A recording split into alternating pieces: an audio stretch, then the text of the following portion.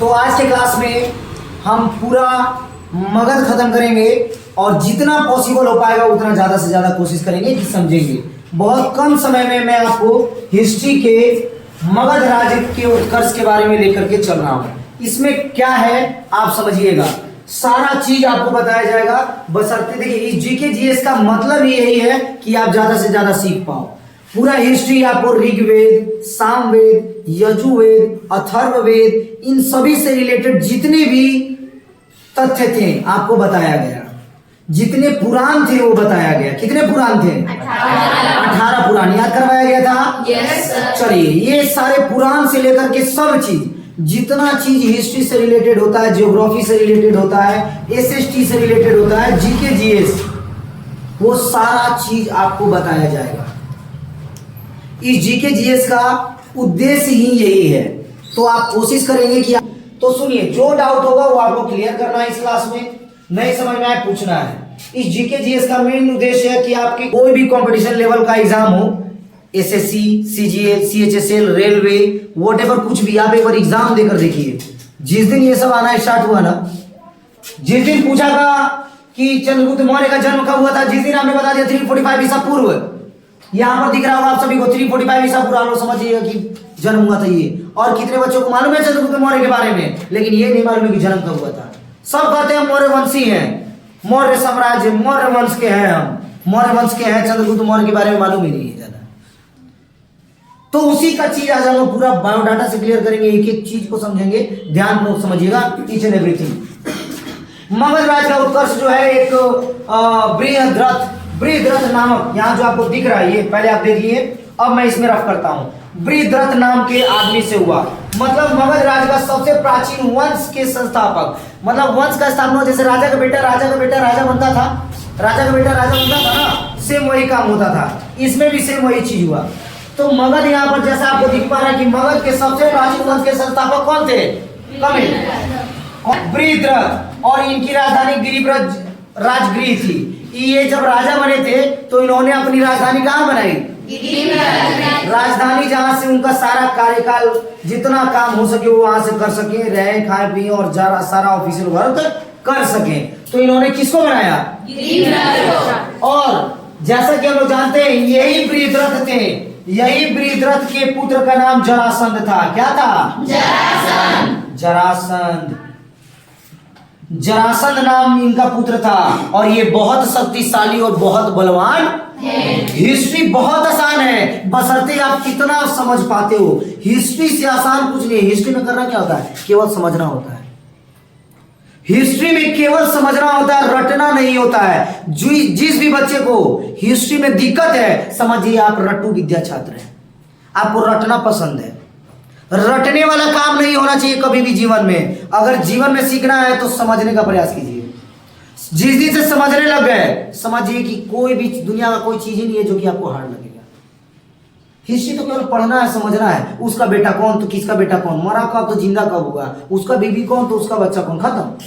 यही तो है हिस्ट्री। इससे सीखने को क्या मिलता है ये जानेंगे हम, कि युद्ध करना चाहिए कि नहीं करना चाहिए, करना भी चाहिए तो कब करना चाहिए।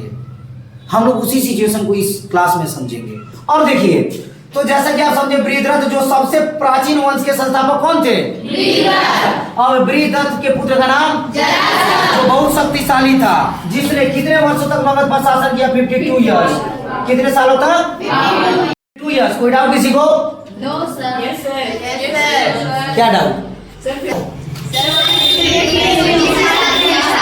यहाँ 52 ईयर्स ये किसका था? बिंबिसार का। 52 ईयर्स ये हो गया, कोई डाउट? मतलब 52 ईयर्स कौन शासन किया था? बिंबिसार। ये देखिए बिंबिसार बगल में ही है बिंबिसार। कोई डाउट किसी को? No sir. मतलब ये जरासंध 52 ईयर्स शासन नहीं किया था। इसी चीज को आपको ध्यान रखना है। देखिए हिस्ट्री कितना आसान हो गया, इससे आसान हिस्ट्री हो ही नहीं सकता है। अगर आपका कहीं और दिमाग है तो ध्यान रखिएगा, दिमाग यही रखना है। अगर आज यहाँ दिमाग नहीं तो मैं गारंटी देता हूँ आज से 100 दिन बाद आप ये चीज भूल जाइएगा, मैं गारंटी देता हूँ। और जो बच्चा दिल से पढ़ रहा है, ईमानदारी से 100% दे रहा है अपना, वो याद रखिएगा, उसको एक एक लाइन याद रहेगा। याद रखिएगा, रटने का जरूरत नहीं पड़ेगा। तो जरासंध ने उसके बाद शासन किया इनका पुत्र। उसके बाद जब आता है हर्यक वंश, कौन सा वंश? हर्यक वंश जब आता है तो हर्यक वंश के संस्थापक कौन है? बिंबिसार। हर्यक वंश के संस्थापक बिंबिसार। हम लोगों को बचपन में हिस्ट्री वगैरह पढ़ाया जाता था 5, 6, 7, 8 में भी, तो कौन कहाँ से स्टार्ट कर दिया पता ही नहीं चलता था, कौन कब आया, कैसे आया, कहाँ नहीं, पता नहीं। अब आपको जब शुरू से बताया जा रहा तो कोई दिक्कत है इसमें? एक एक वर्ड आपको पता होगा। अभी तो एक ही महीने बीते हैं इस जीके जीएस के, अभी तो पूरा जीके जीएस बाकी है।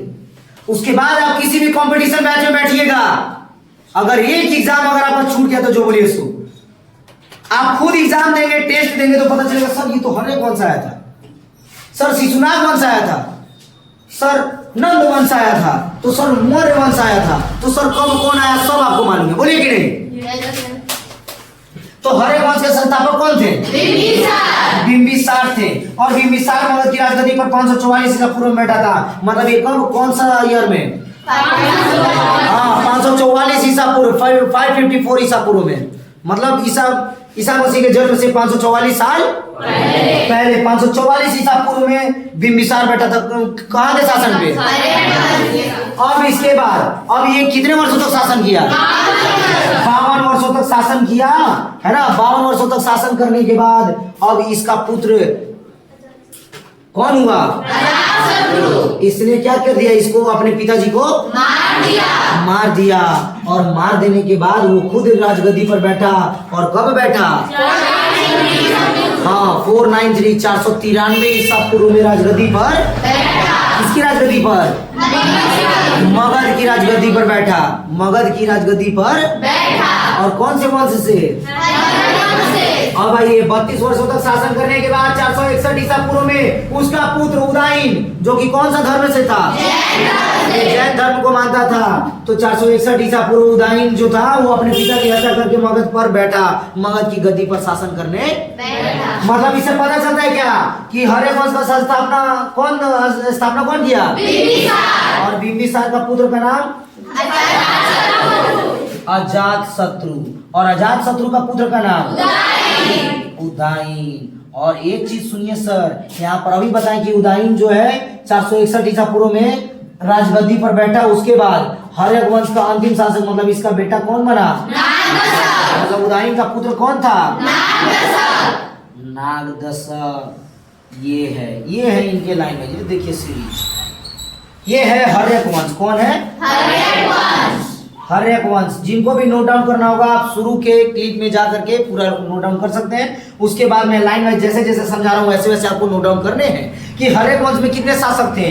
तो बिंबिसार, फिर अजात शत्रु, फिर उदयन, फिर जैसे हम लोग बाबर, हुमायूं, अकबर, जहांगीर, शाहजहां, औरंगजेब किए थे। तो जब किए हैं तो उसका जब इतना बढ़िया से आया तो हम लोग ये सब का क्यों याद करने में क्या दिक्कत है? और याद क्यों करना है, समझना है। तो हर्यक वंश में कौन कौन थे? बिंबिसार पहला, बिंबिसार के बाद अजात शत्रु के बाद उदयन के बाद यही रहा अंतिम। तो अंतिम और पहला सब पता तो चल गया कि स्थापना कौन की और अंतिम कौन। डाउट है थोड़ा सा भी?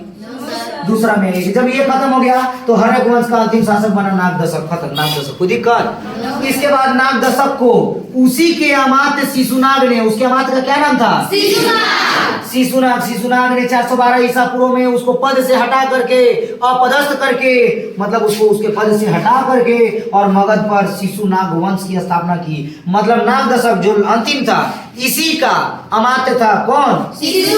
और शिशुनाग ने अपने नाम से कौन से वंश की स्थापना की? शिशुनाग वंश की स्थापना की। मतलब हर्यक वंश के बाद अब कौन सा वंश आया? बहुत सुंदर, शिशुनाग वंश। शिशुनाग वंश का संस्थापक कौन थे पहले? शिशुनाग। और शिशुनाग के बाद उनका उत्तराधिकारी मतलब उनका बेटा। उत्तराधिकारी मतलब जो संभालेगा अब उनका कार्यकाल को, हर चीज संभालेगा। तो शिशुनाग का बेटा कौन निकला? कालाशोक। अशोक मत बोल दीजिएगा, कालाशोक ये अलग है। अशोक अलग है और कालाशोक अलग है। शिशुनाग के बेटे का नाम क्या था? और उसके बाद शिशुनाग वंश का अंतिम राजा कौन बना? नंदीवर्धन। सबसे अंतिम कौन बना? नंदीवर्धन। अब आइए नंदीवर्धन आया, फिर नंद वंश का संस्थापक महापद्मनंद। अब इसके बाद जब नंद वंश खत्म हो गया तो इसके बाद आया नंद वंश। नंद वंश क्या किया कि नंद वंश का ये संस्थापना कौन किया? महापद्मनंद। ये नंद वंश का संस्थापना किया। कौन सा वंश? नंद वंश। देख रहे ना कितना वंश आ रहा है यहाँ? हर्यक वंश, यहाँ पर शिशुनाग वंश, और यहाँ पर नंद वंश। सोचिए एक एक चीज जब आप पढ़ेंगे अच्छे से तो हिस्ट्री में एक भी चीज छूटेगा क्या? कभी भी कोई भी कुछ पूछेगा तो आप बेहिचक बता पाओगे? यही होना नहीं चाहिए। हिस्ट्री हार्ड नहीं होता है, बस समझने वाला सही होना चाहिए और समझाने वाला सही होना चाहिए। नहीं समझ में आ रहा है 4 बार पूछिए, पूछना आपका काम है। हम लोग यहाँ खड़े क्यों हैं? हम सभी टीचर्स का योगदान यही रहता है कि सारे बच्चे सीख जाएं। वो सीखेंगे, जितना आगे बढ़ेंगे, नाम तो हमारा भी हो रहा है। जितना बेहतर करना है सब आपके हाथ में है, कराना हमारे हाथ में होता है। जितना हो पाएगा हम लोग कराएंगे। तो कोशिश करना है जिस भी बच्चे का history, geography, SST, science, mathematics कमजोर हो, आंख बंद करके माँ क्लास स्टडी पॉइंट ज्वाइन की। समझ में आ रहा है? रेगुलर रहिए, एक भी दिन क्लास एब्सेंट नहीं होना चाहिए। बस क्लास एब्सेंटिंग का मतलब होता है बहुत बड़ा दिक्कत। आ रहा बात समझ में? Yes sir. चलिए, और अंतिम शासक इसका कौन था? धनानंद। ये नाम बहुत फेमस है, याद रखिएगा। और धनानंद को चंद्रगुप्त मौर्य ने मारा था और उसको मार करके मगध पर मौर्य वंश की स्थापना की। मौर्य वंश की स्थापना किसने की थी? चंद्रगुप्त मौर्य ने। किसको मार करके? धनानंद को मार करके चंद्रगुप्त मौर्य ने 322 ईसा पूर्व में मौर्य साम्राज्य की स्थापना की। और चंद्रगुप्त मौर्य का जन्म कब हुआ था? 345 ईसा पूर्व में वो जन्म ले चुके थे, लेकिन राजगद्दी पर कब बैठे? 322 में। 45 में जन्म ले चुके थे, बहुत पहले 345 में। उसके बाद 322 आया तब जाकर के राजगद्दी पर बैठे। आ रहा बात समझ में? हाँ, 345 में जन्म ले लिए, 322 में राजगद्दी पर बैठे। और इनके गुरु कौन थे? और ये चाणक्य के मदद से, जिनको अर्थशास्त्र का गुरु कहा जाता है, जो राजनीति के बहुत बड़े अर्थशास्त्र रहे, जिनका नाम क्या था? विष्णुगुप्त चाणक्य। कौन गुप्त? विष्णुगुप्त। हाँ, तो ये विष्णुगुप्त चाणक्य जो थे इनके गुरु थे। और चंद्रगुप्त मौर्य की मृत्यु 298 ईसा पूर्व में हुई थी। कब हुई थी? 298 ईसा पूर्व में। और कहाँ पर? तो अभी कर्नाटका के श्रवणबेलगोला में। कर्नाटका के श्रवणबेलगोला में चंद्रगुप्त मौर्य जो थे, वो चंद्रगुप्त मौर्य धनानंद को, जो नंद वंश का शासक था, अंतिम शासक, नंद वंश का अंतिम शासक धनानंद, जिसको मार करके चंद्रगुप्त मौर्य ने मौर्य वंश की संस्थापना की, है ना? मौर्य वंश की, जिनका जन्म 345 ईसा पूर्व हुआ था, जिनके गुरु का नाम चाणक्य था, विष्णुगुप्त, और उनकी मृत्यु 298 ईसा पूर्व कर्नाटका के श्रवणबेलगोला में। कहाँ हुई थी? श्रवणबेलगोला में। हाँ, अब सुनिए, अब जब ये हो गए मृत्यु के बाद, अब इसके बाद आएगा कौन? अभी और चीज बाकी है। अभी इनका बेटा का बेटा का बेटा, ये सब आना बाकी है ना। चलिए, हालांकि शॉर्ट में बता रहा हूँ क्योंकि अभी और भी बहुत सारा कुछ बताना है। तो मेगास्थनीज यहाँ पर है, जो कि सेल्यूकस निकेटर का राजदूत था। मेगास्थनीज कौन था? और सेल्यूकस निकेटर कौन था? बहुत बढ़िया, जो कि मौर्य के दरबार में रहता था। मेगास्थनीज किसके दरबार में रहता था? मौर्य के दरबार में। और मेगास्थनीज के एक पुस्तक है जिसका नाम क्या है? इंडिका। मेगास्थनीज के द्वारा लिखी गई पुस्तक का नाम इंडिका। एसएससी, सीजीएल, सीएचएसएल के एग्जाम में ये क्वेश्चन पूछ देता है कि इंडिका नामक पुस्तक किसके द्वारा लिखी गई थी, तो आपको बताना होगा कि किसके द्वारा? मेगास्थनीज के द्वारा। अब आता है, इनके बेटे का नाम क्या था? चंद्रगुप्त मौर्य के बेटे का नाम बिंदुसार। बिंदुसार क्या था? बिंदुसार। और ये सिंहासन पर कब बैठे? 298 ईसा पूर्व। मतलब कि चंद्रगुप्त मौर्य की मृत्यु हुई, उसके बाद उनका बेटा उनको बैठाया गया 298 ईसा पूर्व में मगध की। उसके बाद आते हैं अशोक महान, जिसको हम लोग ग्रेट एम्परर के नाम से जानते हैं। कोई डाउट? तो अशोक महान वो सिंहासन पर कब बैठे? 269 में, 269 ईसा पूर्व में। कब? 269 ईसा पूर्व में। अब इसके बाद मैं फिर आपको अगले वीडियोस में और अगले स्टेप में बताऊंगा कि अशोक महान का क्या क्या रोल रहा है हमारे लाइफ में, और वो हमारे हिस्ट्री में आकर के क्या से क्या किए और क्या करके गए और हमें क्या सीख दे करके गए, वो किस कारण से महान थे, ये जानना जरूरी है। तो उसी प्रकार से हम और आप भी तो महान बन सकते हैं, लेकिन इंसान अपने कर्मों से महान होता है ना। जन्म से महान नहीं होता, जन्म से कोई महान नहीं होता, सब अपने कर्मों से महान होते हैं। याद रखिएगा। इसलिए महान बनने के लिए ऐसा काम कीजिए, ऐसा रेगुलर प्रयास कीजिए कि सब तोड़ दीजिए। विराम देते हैं और नेक्स्ट क्लास में हम लोग अशोक महान के बारे में पढ़ेंगे। जिन भी बच्चों को जीके जीएस में प्रॉब्लम होता है, एसएसटी में प्रॉब्लम होता है, जिनको समझने में, अपने पास्ट को समझने में प्रॉब्लम आती है, वो आप 5 बजे शाम 5 बजे जीके जीएस बैच माँ class study point BSLH Bokaro से आप ज्वाइन कर सकते हैं।